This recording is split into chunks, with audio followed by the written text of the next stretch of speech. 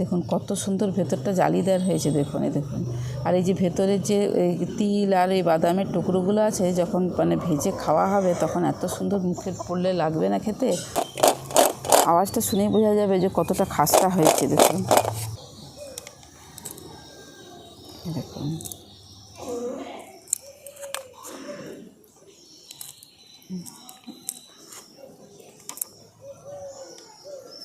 এই দেখুন ভেতরটা। নমস্কার বন্ধুরা, জঙ্গলমহল ভিলেজ ফুডে আপনাদের সকলকে স্বাগত। বড়দের প্রণাম এবং ছোটদের ভালোবাসা জানাই। আশা করি সবাই ভালো আছেন। আজকে আমি আবার চলে এসেছি একটি প্রয়োজনীয় রেসিপি নিয়ে। তো দেখুন, প্রত্যেকের বাড়িতেই কিন্তু সকাল এবং বিকেল প্রত্যেকের বাড়িতেই বিস্কুটের খুবই প্রয়োজন হয়। তো আজকে আমি সেই রকমই একটা বিস্কুটের রেসিপি, যেটা আটা দিয়েই আমি সম্পূর্ণভাবে আটা দিয়েই তৈরি করব, এটা খাস্তা মুচমুচে বিস্কুটের রেসিপি আপনাদের সঙ্গে শেয়ার করব। দেখুন, বাড়িতে থাকা সামান্য উপকরণে যদি এরকম আটার একটা স্বাস্থ্যকর বিস্কুট বাড়িতে বানিয়ে নেওয়া যায়, তাহলে কিন্তু আর দোকান থেকে কিনে খাওয়ার কোনো প্রয়োজনই হয় না। আর এটা বানানোও খুব সহজ, একবার দেখলেই আপনারা কিন্তু চটজলদি বানিয়ে নিতে পারবেন। তো চলুন শুরু করা যাক আজকে রেসিপিটি। আর আপনারা প্লিজ প্রথম থেকে শেষ পর্যন্ত ভিডিওটা দেখুন। এই বিস্কুটের রেসিপিটি বানিয়ে নেওয়ার জন্য একটা কাপ বা বাটি, যে কোনো একটা জায়গা আপনারা ঠিক মাপ করে নেবেন। তো আমি দেখুন এই কাপ মাপেই সমস্ত কিছু দেবো, তাহলে কিন্তু পারফেক্টভাবে মাপটা দেওয়া হয়। তাই এখানে নিয়ে নিয়েছি আমি 1 কাপ মাপে দুধ। এটা একদম ফ্রিজ থেকে বার করে নিয়ে এসেছি, ফ্রিজের ঠান্ডা দুধ। এই দুধটাকে আমি বাটির মধ্যে দিয়ে দিচ্ছি। দেখুন, এখানে 1 কাপ আমি যেহেতু দুধ নিয়েছি, এবার নিয়ে নিয়েছি হাফ কাপের থেকে একটু বেশি পরিমাপে চিনি। এই চিনিটা আমি দুধের মধ্যে দিয়ে দেবো। চিনিটাকে আমি একবারে গলিয়ে নেব না, এইভাবেই থাকবে চিনিটা।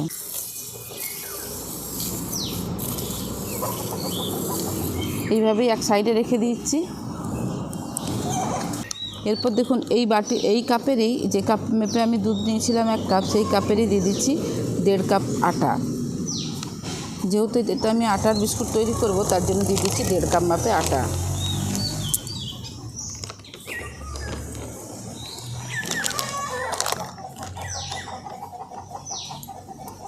দেখুন, ওই কাপেরই দিয়ে দিচ্ছি হাফ কাপ সুজি।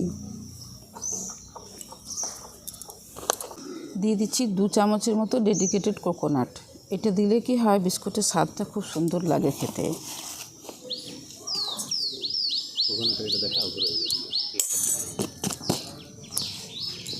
দেখুন ডেডিকেটেড কোকোনাটের। দেখুন, এখানে আমি নিয়ে নিয়েছি চীনা বাদামকে ভেজে ছোট ছোট টুকরো করে নিয়েছি। আর এখানে নিয়ে নিয়েছি সাদা তিল। এগুলো বিস্কুটের মধ্যে দেওয়া থাকলে যখন বিস্কুটটা খাবেন মুখের মধ্যে পড়বে, দারুণ কিন্তু সুস্বাদু লাগে খেতে। তাই আমি দিয়ে দিয়েছি চীনা বাদাম। আপনারা ইচ্ছে করলে কাজু বাদামও দিতে পারেন, আলমন্ডও দিতে পারেন, যেটা আপনাদের পছন্দ। তবে এখানে চীনা বাদামগুলো ছোটো ছোটো টুকরো করে নিয়েছি, আর সাদা তিল এগুলোকেও আমি এর মধ্যে দিয়ে দিচ্ছি। দিয়ে দিচ্ছি 1 চুটকি মতো লবণ। দিয়ে দেবো 2 চামচের মতো ঘি। খুব বেশি দেওয়ার দরকার নেই, দিলে খুব খাস্তা হয়ে গেলে তখন আবার মানে ভাজতে অসুবিধে হয়। এটা ময়ান দেওয়ারও কোনো দরকার নেই। এবার আগে আমি শুকনো উপকরণগুলো খুব ভালো করে মিশিয়ে নিচ্ছি।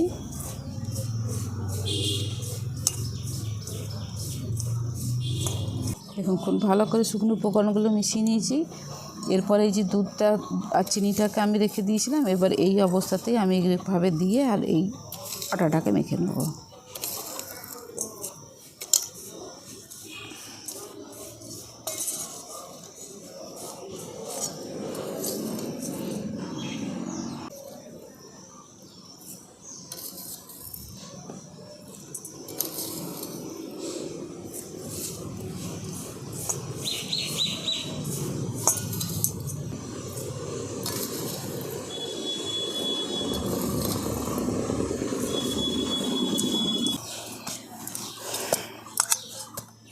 এই দেখুন, খুব সুন্দর করে ডোটা মেখে নিয়েছি।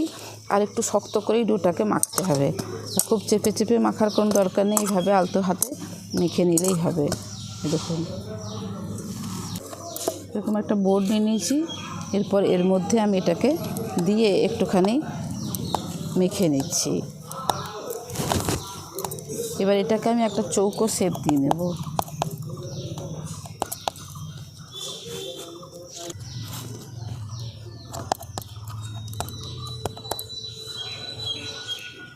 দেখুন, এইভাবে আমি এইভাবে চৌকো একটা শেপ দিয়ে নিচ্ছি। আপনারা আপনাদের পছন্দ মতো শেপে তৈরি করে নিতে পারেন।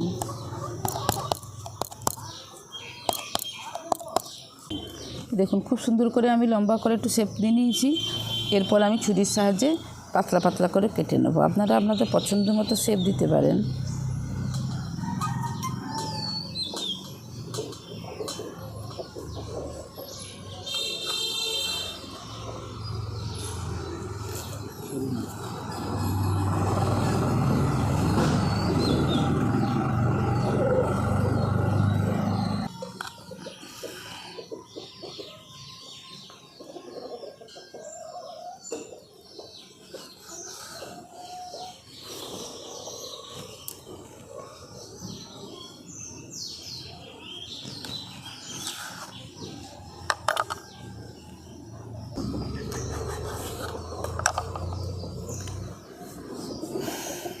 দেখুন সমস্ত পিসগুলো আমি কেটে নিয়েছি।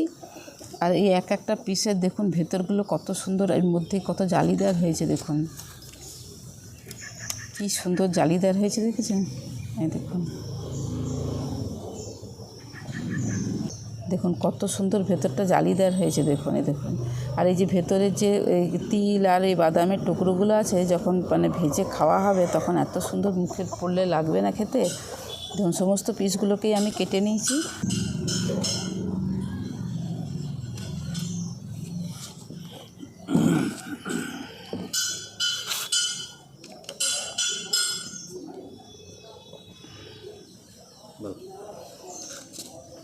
এরপর এগুলোকে আমি এই থালার মধ্যে তুলে নিচ্ছি।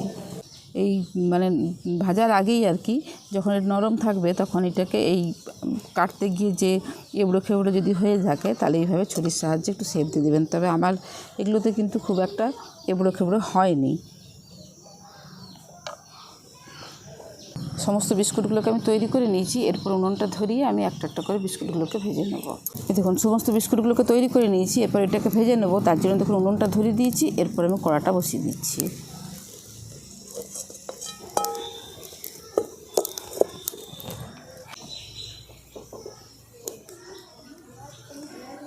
দেখুন কড়াতে দিয়ে দিচ্ছি সাদা তেল।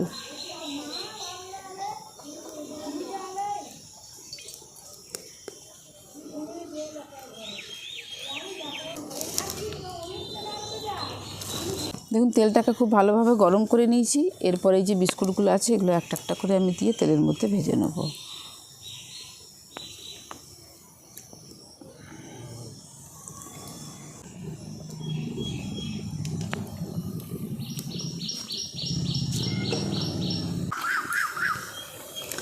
দেখুন বিস্কুটগুলো দিয়েই কিন্তু সঙ্গে সঙ্গে উল্টাতে যাবেন না। একটুখানি মানে নিচ দিকটা যেটা আছে সেটাতে একটুখানি শক্ত হলে তারপরে কিন্তু উল্টাবেন, নাহলে কিন্তু বিস্কুটগুলো ভেঙে যেতে পারে।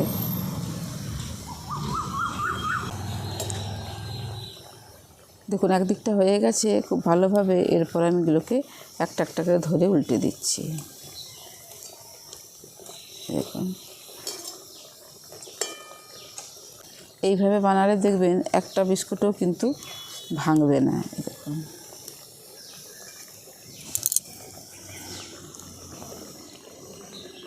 দেখুন বিস্কুটগুলোকে খুব সুন্দর লাল লাল করে ভেজে নিয়েছি।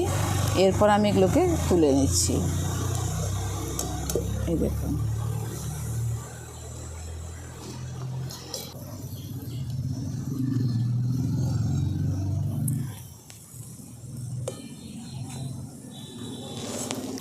বাকি যেগুলো আছে সেগুলোকেও আমি ওই একই রকমভাবেই ভেজে নিচ্ছি।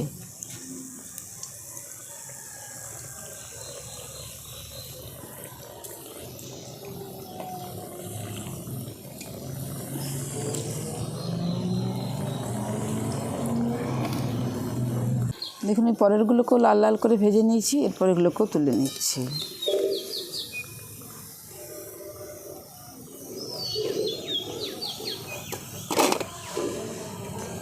এই দেখুন সমস্ত বিস্কুটগুলোকে আমি খুব সুন্দর করে ভেজে নিয়েছি। আর কতটা খাস্তা হয়েছে সেটা নিশ্চয়ই দেখেই দেখুন আওয়াজটা শুনেই বোঝা যাবে যে কতটা খাস্তা হয়েছে। দেখুন এরপর একটা বিস্কুটকে ভেঙে আমি আপনাদেরকে ভেতরটা দেখাচ্ছি। দেখুন বিস্কুটগুলো দেখতে কিন্তু খুব সুন্দর হয়েছে, যেহেতু বাদাম আর সাদা তিলটা দেয়া আছে।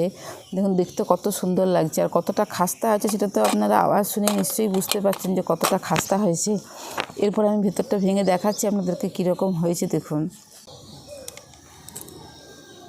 দেখুন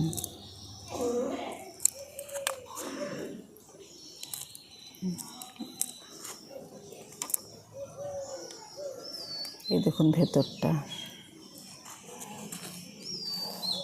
দেখুন একটুখানি খেয়ে দেখছি কীরকম হয়েছে। আওয়াজটা শুনছেন কতটা খাস্তা হয়েছে। আর এইভাবে বাড়িতে বিস্কুট বানিয়ে নিলে কিন্তু দোকান থেকে কেনার কোনো প্রয়োজনই হয় না। আর বিস্কুটটা আমাদের প্রত্যেক দিনের তো কাজে লাগেই, প্রয়োজন হয়। তাহলে এইভাবে যদি বাড়িতে বানানো যায় তাহলে কিন্তু দোকান থেকে কিনে খেতে হবে না। তো আজকের রেসিপি আপনাদের কীরকম লাগলো অবশ্যই কমেন্টে জানাবেন। বাড়িতে বানাবেন, বানিয়ে খেয়ে দেখবেন। ভালো লাগলে জঙ্গলমহল ভিলেজ ফুড চ্যানেলটিকে লাইক, কমেন্ট, শেয়ার করবেন এবং প্লিজ সাবস্ক্রাইব করে দেবেন। যারা ফেসবুক থেকে দেখছেন তারা প্লিজ পেজটিকে ফলো করে সঙ্গে থাকবেন। প্রত্যেকেই ভালো থাকবেন, সুস্থ থাকবেন, সাবধানে থাকবেন। আজকের ভিডিওটা আমি এখানেই শেষ করছি। আবার আপনাদের সঙ্গে দেখা হবে পরবর্তী আরেকটি ভিডিওতে।